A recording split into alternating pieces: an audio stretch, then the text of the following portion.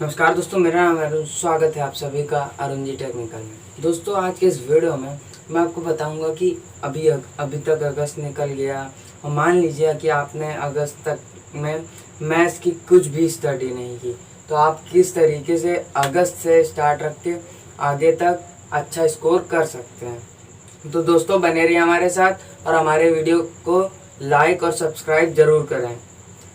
दोस्तों, जो सबसे पहला पॉइंट है उस पहले पॉइंट के हिसाब से देखते हैं तो study easy chapters which have more marks in board. Board में उन चैप्टर्स की ज़्यादा स्टडी आप करिए जो जिनका बोर्ड में ज़्यादा नंबर आते हैं और चैप्टर्स इजी भी रहते हैं, जिससे कि आप जल्दी जल्दी वो चैप्टर्स को फिनिश अप कर लेंगे और ज़्यादा से ज़्यादा मार्क्स उधर के घसीटाएंगे।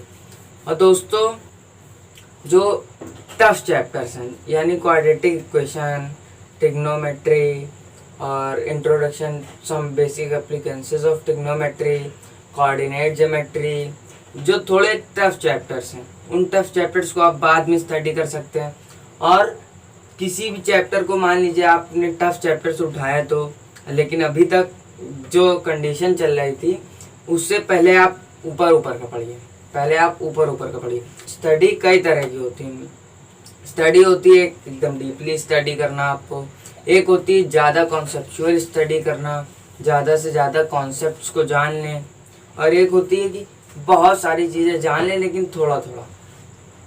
तो इसमें सबसे पहला जो आपको रिवीजन करना है वो जो सबसे सारी चीज़ें जान लें बट थोड़ा थोड़ा, जिससे कि आपके मैथ्स में पास होने के नंबर तक आ जाएंगे। अब दोस्तों आगे बढ़ते हैं कि अब हमको 60 लाने 60s की लाइन में, तो 60s की लाइन में लाने के लिए क्या करना पड़ेगा दोस्तों? आपको कुछ नहीं करना है, ज़्यादा कोई टेंशन की बात नहीं कि 60s लाने हैं, अभी तक कुछ नहीं पढ़ा दोस्तों। बस जो आपने चैप्टर्स पढ़े हैं उन्हीं चैप्टर्स में से थोड़ा सा आप थॉरली जाएंगे, थोड़ा सा और अंदर जाइए। जैसे मान लीजिए ट्रिग्नोमेट्री है, क्वाड्रेटिक इक्वेशन है, कोऑर्डिनेट ज्योमेट्री है, ट्रायंगल है, इन सारे चैप्टर्स को आप थोड़े और अच्छे तरीके से देखिए। आप इन चैप्टर्स को जितनी अच्छी तरीके से देखेंगे उतनी ही अच्छी तरीके से आपको मार्क्स दिए जाएंगे, क्योंकि ज़्यादातर हम देखते हैं कि बोर्ड्स में क्वेश्चन आते हैं quadratic equation, introduction to trigonometry, some applications to trigonometry और कोऑर्डिनेट ज्योमेट्री। इनसे ज़्यादा टफ क्वेश्चंस आते हैं, आप टफ क्वेश्चंस लगा सकते हैं। और उसके बाद जैसे कि सभी लोग जानते हैं कि इम्पोर्टेंट क्वेश्चंस की बारी आती है कि आपको इम्पोर्टेंट क्वेश्चंस के ऊपर भी जाना होता है। इम्पोर्टेंट क्वेश्चंस के ऊपर किस तरीके से जाए, तो जो इजी चैप्टर्स होते हैं जैसे कि मान लें रियल नंबर, और बहुत सारे इजी चैप्टर्स होते हैं, स्टैटिस्टिक्स होती है थोड़ी इजी, और प्रोबेबिलिटी, थोड़े जो इजी चैप्टर्स हैं उन इजी चैप्टर्स को हम लोग किस तरीके से इम्पोर्टेंट क्वेश्चंस उनके डील करें। हमको इम्पोर्टेंट क्वेश्चंस बिल्कुल भी छूने नहीं हैं, उनका हमको पूरा चैप्टर पढ़ना पड़ेगा। जैसे स्टैटिस्टिक्स हो गई और प्रोबेबिलिटी हो गई, इसमें क्वेश्चंस भले बदल के आते रहते हैं लेकिन कॉन्सेप्ट हर एक में सेम लगता है। और क्वेश्चंस कभी कभी ज़्यादा नंबर के भी आ जाते हैं, 6 नंबर का, 7 नंबर का। अब मान लीजिए आपके प्रोबेबिलिटी का 6 नंबर का क्वेश्चन आ गया, इजी थोड़ा आपने कर लिया, तो आपके 6 नंबर तो इसी तरीके से पक्के हो। तो दोस्तों 60 मार्क्स लाने के लिए आपको इम्पोर्टेंट क्वेश्चंस पे जाना पड़ेगा, लेकिन वो इम्पोर्टेंट क्वेश्चंस इजी चैप्टर्स के नहीं होने चाहिए। इम्पोर्टेंट क्वेश्चन सिर्फ आप प्रैक्टिस करें वो जो क्वाड्रेटिक इक्वेशन जैसी चैप्टर है और इंट्रोडक्शन टू ट्रिग्नोमेट्री चैप्टर है, इन सभी चैप्टर्स की आप स्टार्ट रख सकते हैं। इन सभी चैप्टर्स के इम्पोर्टेंट क्वेश्चंस आप देख सकते हैं, इन सभी चैप्टर्स के इम्पोर्टेंट क्वेश्चंस में से ही आते हैं, ज़्यादातर इम्पोर्टेंट क्वेश्चन आते हैं। हाँ, तो दोस्तों अब आती है स्ट्रेटेजी की बारी की स्ट्रेटेजी क्या होनी चाहिए, मैथ्स को स्टार्ट रखने की स्ट्रेटेजी हम लोग को क्या बनानी चाहिए। तो किसी भी जंग को जीतने के लिए जिस तरीके से स्ट्रेटजीज की ज़रूरत होती है, उसी तरीके से बोर्ड एग्जाम्स में भी अच्छा करने के लिए स्ट्रेटजीज की ज़रूरत होती है। और आज मैं जो आपको स्ट्रेटजी बताऊंगा, अगर आपने उसको फॉलो कर लिया तो आपके बोर्ड एग्जाम्स में 80 अबव भी आ सकते हैं, मैथ्स में 80 से भी अबव आ सकते हैं। दोस्तों स्ट्रेटजी में मेरा ये है कि जो आपको मैथ्स रोज डेली लगानी है, डेली आपको एटलीस्ट 1.5 आवर तो मैथ्स लगानी ही लगानी है। 1.5 आवर्स ये मिनिमम है, मिनिमम आपको 1.5 घंटे तक मैथ्स लगानी ही है। 1.5 घंटे में मैथ्स लगाने में आप क्या क्या लगा सकते हैं? 1.5 घंटे की मैथ्स लगाने में आप सबसे पहले जब बुक उठाएं, सबसे पहले आप क्वाड्रेटिक इक्वेशन और introduction to trigonometry, some basics of trigonometry और बहुत सारे एप्लीकेशंस ऑफ ट्रिग्नोमेट्री हैं। तो इन सभी चैप्टर्स के जो इम्पोर्टेंट क्वेश्चंस हैं बार बार उनको लगाएं, बार बार मतलब कि आपके बोर्ड एग्जाम्स में जाने से पहले तक आपको वो क्वेश्चन कम से कम 12 से 13 बार लगाने हैं, कम से कम 12 से 13 बार लगाने। 12 से 13 बार लगाने में क्या होगा, आपकी उस क्वेश्चंस के ऊपर पकड़ बन जाएगी। और ज़्यादातर क्वेश्चंस टफ चैप्टर से वहीं से आते हैं, ज़्यादातर क्वेश्चन टफ चैप्टर से वहीं से आते हैं। फिर उसके बाद आप किस तरीके से, उसके बाद आप इजी चैप्टर्स उठाइए।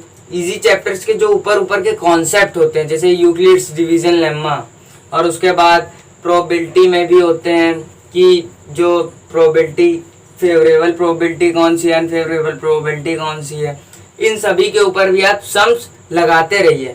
1 आवर आप इम्पोर्टेंट क्वेश्चन वालों को दीजिए और 1.5 आवर मतलब 0.5 आवर, आधा घंटा आप सिंपल कॉन्सेप्ट्स को पढ़ने में दीजिए। और जो क्वेश्चंस हैं, क्वेश्चंस आपको ज़्यादा लगाने, कॉन्सेप्ट भले कम हो। आपको कॉन्सेप्ट समझ में आते रहेंगे अगर आप क्वेश्चन लगाते रहेंगे। इसलिए क्वेश्चन सबसे पहली प्राथमिकता दें कि ज़्यादा से ज़्यादा क्वेश्चंस लगाने हैं, ज़्यादा से ज़्यादा और कई से कई बार क्वेश्चन लगाने। इसके बाद आती है लर्निंग की बारी। दोस्तों आपको मैथ्स में कुछ चीज़ें लर्न करनी पड़ती हैं, जैसे फार्मूलाज हैं। फार्मूलाज ज़्यादातर लोग भूल जाते हैं, लेकिन वो फार्मूलाज आपको किस तरीके से याद रखने हैं। अब आती है फार्मूलेज की बारी। फार्मूलेज में क्या होता है, फार्मूलेज में जिस तरीके से आपको किस तरीके से फार्मूलोज को याद रखना है, तो आप सबसे पहले जब फार्मूला देखते हैं तो आप फार्मूला को एक बार पढ़िए, एक बार उसको समझिए कि उसके क्या क्या टर्म्स हैं। जैसे क्वाड्रेटिक फार्मूले का होता है -b plus minus under root B square -4ac/2a under root में होता है। तो ये इसके बी टर्म क्या कहता है, एसी टर्म क्या कहते हैं, इन सभी टर्म्स को जानने के लिए आप वो जानिए कि ये क्या कह रहा है, ये क्या कह रहा है, ये किस चीज़ की लेंथ है, ये किस चीज़ की वैल्यू इसकी क्या है, क्या होता है ये। तो फार्मूले के बारे में जब जान गए, अब डेरिवेशन करेंगे कि अब देखेंगे डेरिवेशन इसका आया कहाँ से। फार्मूले के डेरिवेशन जरूरी होता है, क्योंकि मान लीजिए आप बोर्ड में कोई फार्मूला भूल गए, वो क्वेश्चन 6 नंबर में आ गया, तब आप क्या करेंगे। तो आपके पास एक बैकअप प्लान होना चाहिए कि मैं फार्मूले को डेराइव करके कोशिश करूंगा कि फार्मूला ले आऊँ। अगर आप डेराइव करने की कोशिश भी करते हैं तो हो सकता है कि आपसे सही आंसर भी आ जाए, और हो सकता है गलत आंसर आए, तो गलत आंसर आने पे भी एग्जामिनर कुछ नंबर दे देता है। अब जब आपने डेराइव कर लिया फॉर्मूले को, उसके बाद आप एक पेपर में सारे फॉर्मूले नोट्स करिए, अब उस पेपर को अपनी स्टडी टेबल के जस्ट सामने चिपका दीजिए। जब भी आप मैथ स्टडी करने बैठें, सबसे पहले वो पूरा पेपर देखें। 2-3 पेपर में फॉर्मूले आ जाएंगे, 2-3 पेपर से ज़्यादा नहीं लगेंगे। 2-3 पेपर आप देखें, एक बार उनको पढ़ें। बार बार पढ़ने से क्या होगा, आपके ब्रेन में वो चीज़ एकदम मेमोराइज हो जाएगी। तो इस तरीके से आप फॉर्मूलोज को याद रख सकते हैं। अब बात आती है कि हम क्वेश्चंस या फिर एग्जाम्पल्स किसको पहले प्रेफर करें। तो दोस्तों सबसे पहले आपको प्रेफर करना होता है एग्जाम्पल्स को, क्योंकि जो एग्जाम्पल्स होते हैं, ज़्यादातर क्वेश्चंस पेपर पूरा उसी से बनता है, एग्जाम्पल से ज़्यादातर, मोस्ट ऑफ द क्वेश्चन। और सारे कॉन्सेप्ट के एग्जाम्पल भी बुक में दिए होते हैं। 1-2 क्वेश्चन आ गया जो अलग से होता है, लेकिन वो फिर आपको एग्जाम्पल्स वाले पे ज़्यादा फोकस करना है।